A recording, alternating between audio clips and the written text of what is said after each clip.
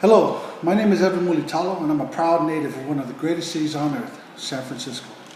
So when it came time for me to pick a topic to speak on, it was easy. I want to share with you my top 4 things to do if you came to visit my city. There was one problem. It was on everyone's top 4 things to do. You can look on any agency list and there it was. My top 4. May not have been the same order, but it was there. And that got me thinking, what do I know as a local that the average tourist does not know? It was at this point that I started to re-evaluate my list. I realized that there are many more unique and amazing things about San Francisco that I could share with you. For example, did you know that we have a golden fire hydrant? Or that you can take a tour of Alcatraz at night? Or how about sliding down 30-foot concrete slides? We're going to Fisherman's Wharf and playing arcade games that date back all the way to the 1800s. Maybe you've been to San Francisco. Maybe you think you've seen it all. But I'm here to tell you that there's much more to my city by the bay.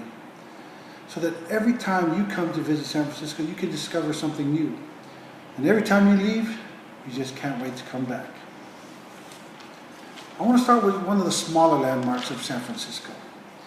In the Mission District, just above Dolores Park, there's a golden fire hydrant. Its nickname is the Little Giant. In 1906, San Francisco was devastated by a major earthquake. It has been said to be one of the greatest natural disasters of U.S. history. Thousands of people lost their lives. Hundreds of thousands of people were left homeless. 80% of San Francisco was destroyed. Can you imagine a major city today being destroyed up to 80%?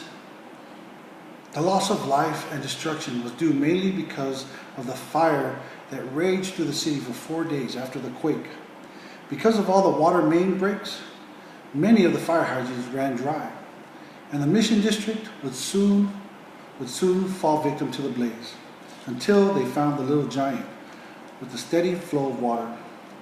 Listed on the San Francisco Museum History Timeline for April 21st, 1906, it says, the fire that swept the Mission District was stopped by 3,000 volunteers and a few firemen who fought the blaze with knapsacks, brooms, and a little water from the operating hydrant at 20th and Church. To this day, every April 18th, they hold a ceremony in remembrance by its neighborhood and its descendants. And the Little Giant gets a fresh coat of gold paint. Not far from Dolores Park, there's another park that I wish that you would visit, but for a totally different reason. There are 2 30-foot concrete slides that's open to the public. Maria, who publishes elaborate San Francisco Bay Area day tours, best describes it as this. If you find yourself with a sinking feeling that your trip to San Francisco has been a bit staid or a bit too safe, then it's time to head over to the Seward City Slides. Designed by a 14-year-old resident in the early 1970s, these slides were a result of neighborhoods and locals coming together to fight against overdevelopment to their community. Because of their efforts, city legislation now requires that any new development has a minimum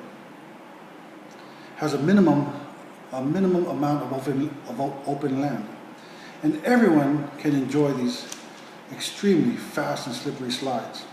One great advantage is that it's free. Just don't forget your cardboard, or you'll leave that place with holy pants. If you're going there for yourself to slide, or going there to watch other people,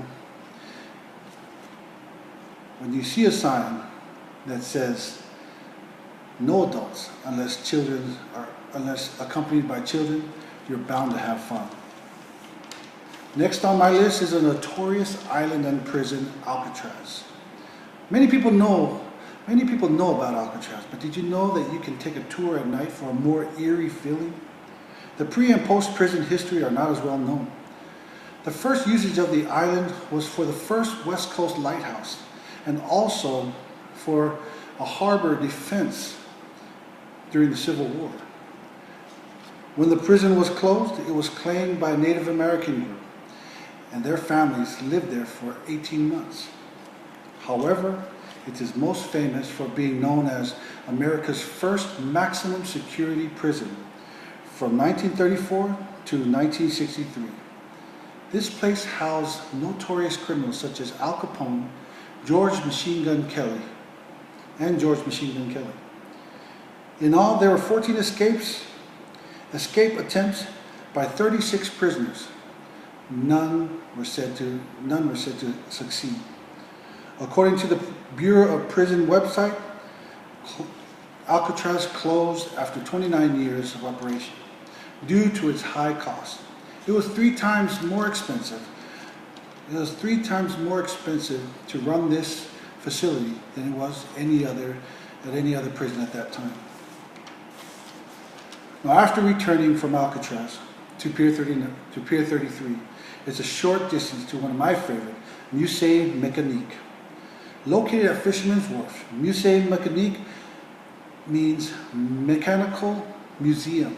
Mechanical museum, it's a tongue twister, which is home to over 200 operational arcade games that date back from 1800s all the way to today. Ed Zelinsky started collecting his beloved collection when he was 11, and now his son Dan runs and operates this facility. Now it's free of admission, but you got to pay to play. I love this place because it is both history and nostalgic.